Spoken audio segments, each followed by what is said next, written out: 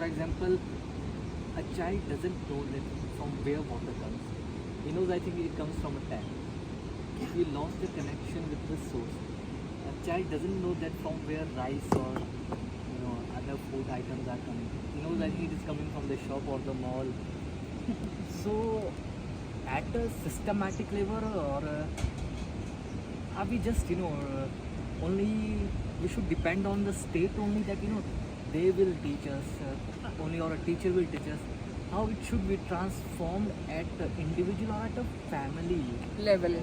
See, the problem is nowadays we are so obsessed with media, so addicted to that media that even when I'm traveling on a train, if a 1-year-old child is not eating food or a 2-year-old child is bawling and crying away, the mother very conveniently hands in the mobile and the child starts watching some cartoon or game, and he is like immersed into that, and mother is in her comfort zone, right?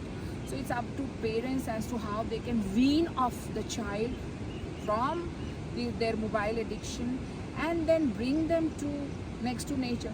How many of us go to metros and find greenery? We don't have green parks, we don't have greenery. How many of us teach our kids to go and plant a sapling on their birthdays?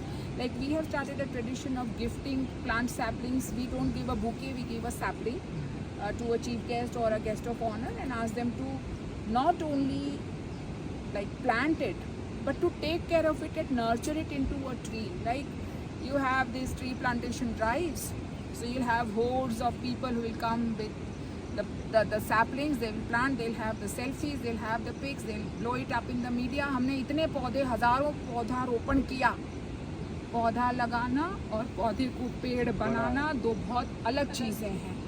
जब तक आप उस पौधे को पेड़ नहीं बना देते अपने पुत्र की तरह, तब तक पौधा लगाने का कोई फायदा नहीं है. महाभारत में है ना, शांति पर्व में, मत्स्य पुराण में भी है, you plant one tree and raise it as your child.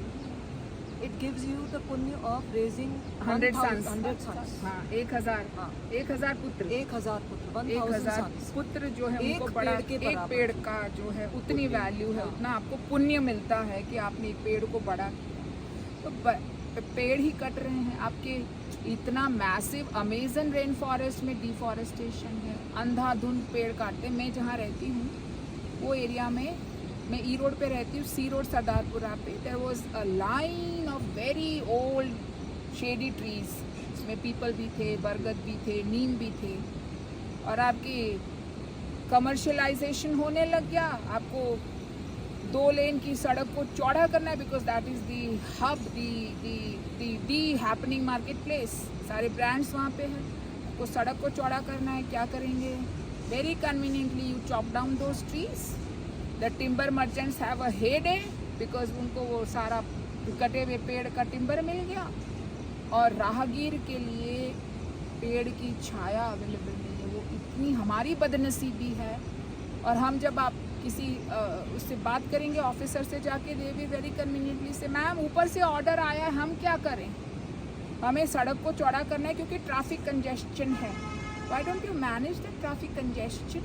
उस एरिया को आप बैरिकेड कर दीजिए, उधर सिर्फ आपको चल के जाना है. मेरे पास कार है, या इनके पास ऑडी है, आपके पास BMW है, उनके पास होंडा सिटी है. आएंगे, they will very conveniently park the cars, block the way.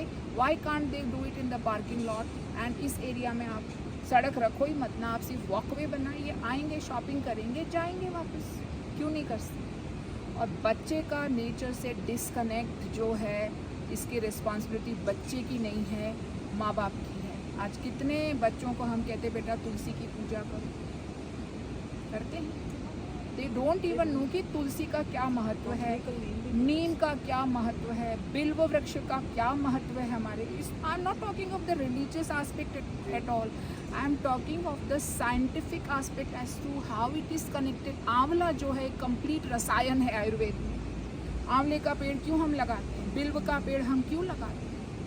क्योंकि उसकी हमारे ह्यूमन फिजियोलॉजी, ह्यूमन साइकोलॉजी, जो हमारी मेंटल हेल्थ है, इमोशनल हेल्थ है, इन सब से, इन चीज़ों का आयुर्वेद के हिसाब से, ऋतु संधि काल के हिसाब से हमारा कनेक्ट है.